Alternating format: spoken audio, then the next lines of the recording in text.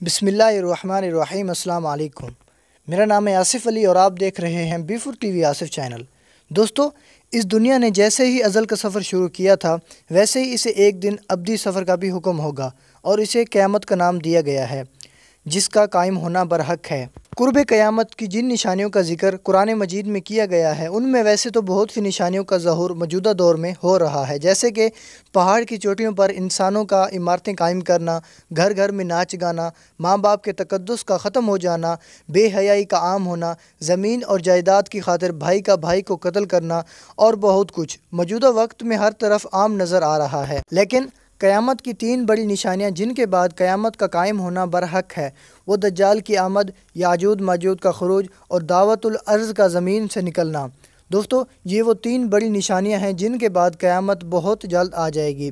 इसी तरह हज़रत हुज़ैफ़ा बिन रज़ी अल्लाह ताला अन्हु से रिवायत है कि नबी करीम सल्लल्लाहु अलैहि वसल्लम ने फ़रमाया, क़यामत तब तक कायम ना होगी जब तक कि सारी निशानियां पूरी नहीं हो जाती। और इन निशानियों में से चंद निशानियां ये भी होंगी कि सूरज मगरब से निकलेगा और हर तरफ धुआं ही धुआं होगा और एक जानवर ज़मीन से निकलेगा जो बातें करता होगा। सही मुस्लिम। दोस्तों, दज्जाल और याजूज माजूज पर तो हरदम बहस होती ही रहती है, लेकिन तीसरी निशानी यानी दावतुल अर्ज़ वो निशानी है जिसके बारे में बहुत कम लोग जानते हैं। दोस्तों, दावतुल अर्ज़ अरबी का लफ्ज़ है, यानी इसके मायने बैठ कर चलना या छिपकली की तरह चलना, या फिर इसके मायने ज़मीन से निकलने वाली चीज़ के भी किए जाते हैं, यानी वो हर चीज़ जो ज़मीन से निकले उसे दावा कहा जाता है।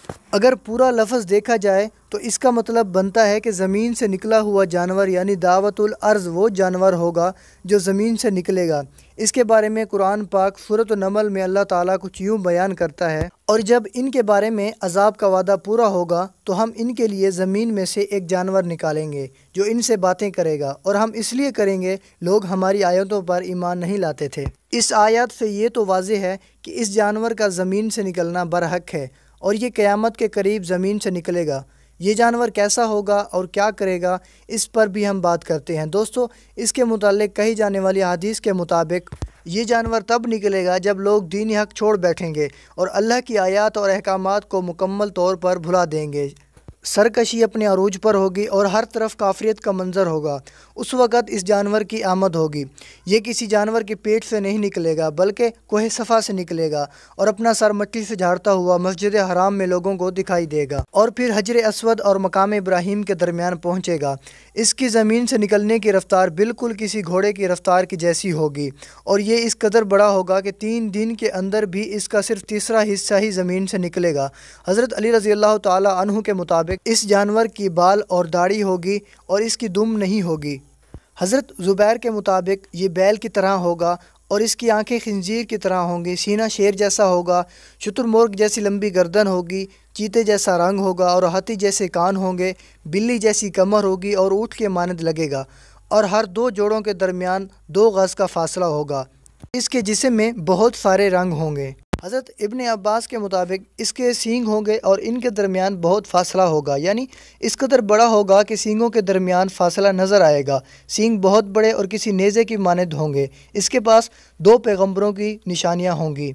हज़रत मूसा का आसा जिससे वो मोमिनों के चेहरे को मुनव्वर करेगा और उन्हें जन्नत की बिशारत देगा। इसी तरह हज़रत सुलेमान की अंगूठी जिससे वो काफिरों के माथे पर स्याह मोहर लगाएगा और उन्हें जहन्नम की नवीद देगा।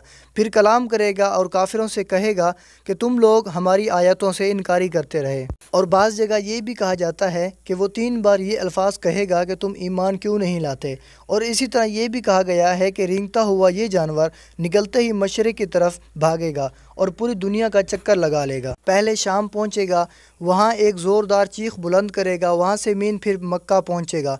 इसके निकलते ही तौबा के दरवाजे हमेशा के लिए बंद हो जाएंगे और फिर काफिर मोमिन से और मोमिन काफिर से कहेगा कि तूने मेरा हक अदा नहीं किया। हर ज़ुबान पर इसका चर्चा होगा और हर तरफ हलचली मच जाएगी। लोग इधर उधर भागेंगे लेकिन इस जानवर से कोई नहीं बच सकेगा। دوستو بعض مورخین کے مطابق موجودہ دور میں جینیاتی طور پر بنائے گئے جانور اس جانور کا روپ بھی ہو سکتے ہیں۔ موجودہ دور میں جہاں مصنوعی ذہانت کا ہر طرف چرچا، اس پر مختلف قسم کی بحث ہو رہی ہے، تو کہا جاتا ہے کہ مستقبل قریب میں جب مصنوعی ذہانت اس قدر عروج پر پہنچ جائے گی تو اس کے نتیجے میں بننے والے جانور اپنے ارادے سے چلنے لگیں گے اور کسی قسم کے سسٹم سے زیر اثر نہیں ہوں گے۔ لیکن اس کے بارے میں فی الحال صداقت سے کچھ نہیں کہا جا سکتا، کیونکہ قرآن و حدیث کے مطابق یہ جانور زمین سے نکلے گا اور وہ زمین عرب کی ہوگی، اس لیے ان نظریات کو فی الحال ایک مفروضہ ہی کہا جا سکتا ہے۔ بہرحال ان تمام نشانیوں کا ذکر قرآن مجید میں اس لیے آیا، وہ لوگ جو ایمان نہیں لاتے اور اللہ کی ذات سے انکاری کرتے ہیں ان کے لیے عبرت اور وقت کی ڈھیل ہے۔ جب یہ نشانیاں ظاہر ہوں گی تب کسی کی توبہ قبول نہیں ہوگی اور توبہ کے سب دروازے بند ہو جائیں گے۔ دوستو اللہ سے دعا ہے کہ اللہ تعالی ہمیں ایمان پر رہنے کی توفیق عطا فرمائے، آمین۔ دوستو ویڈیو پسند آنے کی صورت میں ویڈیو کو لائک کریں اور ویڈیو کو شیئر کریں واٹس ایپ اور فیس بک پر، اور ہمارے چینل کو سبسکرائب کر کے ہماری حوصلہ افزائی کریں۔ ہم ملتے ہیں ایک اور ویڈیو میں، اب تک کے لیے دیجیے اجازت، اللہ حافظ۔